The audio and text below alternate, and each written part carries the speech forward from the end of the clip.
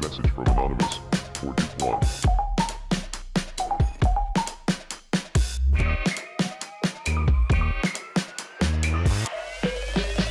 Sovint, els ciutadans solem oblidar que els mitjans de comunicació, la premsa, la ràdio, la televisió o els serveis d'internet ocupen un espai públic que, com l'aire que respirem, és un bé comú que ens pertany a totes i tots.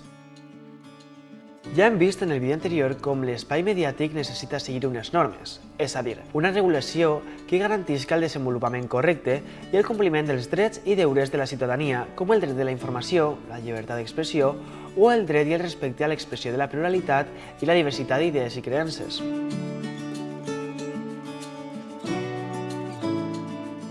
La nostra Constitució del 1978 reconeix el dret d'accés als mitjans de comunicació. Però què és això exactament? El dret d'accés es refereix tant a la facilitat per accedir a l'oferta mediàtica existent com al dret dels ciutadans per participar en els mitjans de comunicació mateixos. Sobretot per expressar les opinions, els punts de vista o les idees que es puguin considerar d'interès general, molt especialment en el cas dels mitjans de comunicació de titularitat pública.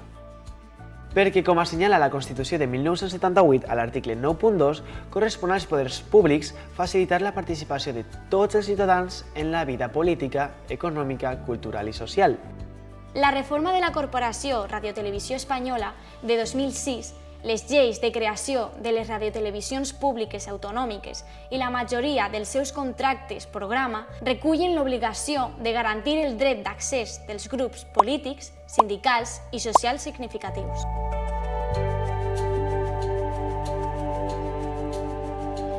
En alguns desenvolupaments autonòmics, com el País Basc o Andalusia, es parla directament de garantir l'accés als grups minoritaris. Ara bé, la dificultat per a posar en pràctica aquesta mesura és determinar els criteris per garantir el dret d'accés i de distribució en aquests grups socials. D'altra banda, la baixa cultura associativa a Espanya és una realitat que també explica per què no s'aplica al nostre país el dret d'accés després de més de 40 anys des que es va aprovar la Constitució.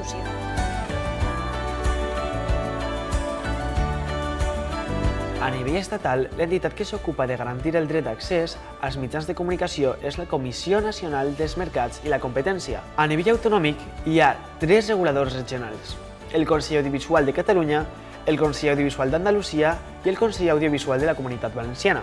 En els seus anys d'existència, tots aquests reguladors estatals i autonòmics no han desenvolupat accions executives per garantir el dret d'accés als mitjans, ni tan sols en l'àmbit dels mitjans de comunicació de titularitat pública. Alguns especialistes assenyalen que la situació actual soscava la qualitat del nostre sistema democràtic. Es constata que el desenvolupament de les tecnologies de la comunicació ha accentuat el que es coneix com a bretxa digital, que apunta a la manca de competències de certs grups socials per utilitzar les tecnologies digitals.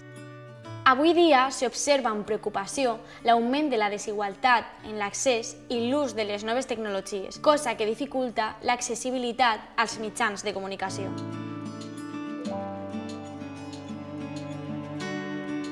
Cabria esperar dels reguladors, i en especial dels mitjans públics mateixos, que feren més publicitat del dret d'accés i explicaren com les organitzacions socials poden fer ús d'aquest dret. Així és com es podria visibilitzar molt millor la pluralitat ideològica, política, econòmica i cultural que existeix a la nostra societat i que s'aduiria en una major diversitat audiovisual als mitjans de comunicació. Una estratègia per donar veu als espectadors en tot allò relacionat amb els mitjans de comunicació és la creació d'oficines de defensa de l'audiència. És el cas del Consell Audiovisual d'Andalusia, del Defensor de l'Audiència de Radiotelevisió Espanyola o la presentació de queixes i propostes al Consell de l'Audiovisual a Catalunya o el Consell de la Ciutadania de la Corporació Valenciana de Mitjans de Comunicació. En tots aquests casos, es tracta de cursar queixes i suggeriments que poden venir de l'audiència amb la finalitat d'afavorir el diàleg entre els nostres espectadors i els mitjans de comunicació, amb l'objectiu de millorar l'oferta mediàtica actual. Les oficines d'audiència reben i tramiten les queixes de la ciutadania, cosa que ajuda a la pròpia audiència a desenvolupar una comunicació crítica, activa i exigent que millora la qualitat dels mitjans de comunicació.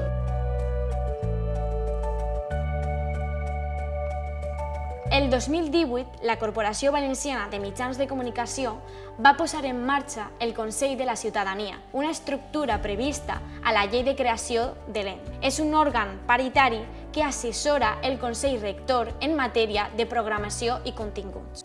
Els seus 13 membres són una mostra de la pluralitat de la societat valenciana amb representants de distintes associacions i entitats. Associacions de consumidors i usuaris, el Consell Valencià de Cultura, l'Acadèmia Valenciana de la Llengua, el Consell Valencià d'Universitats, les associacions del tercer sector, les associacions de defensa dels drets LGTBIQ+, i de defensa de la igualtat contra la violència de gènere, o el Consell de la Joventut, entre altres. En definitiva, la creació d'oficines de l'audiència o d'òrgans com els Consells Audiovisuals o el Consell de la Ciutadania són iniciatives per empoderar la societat davant del sistema mediàtic, necessàries per consolidar la nostra jove democràcia. Si t'ha agradat aquest vídeo, no oblides difondre per les xarxes socials. Ens veiem!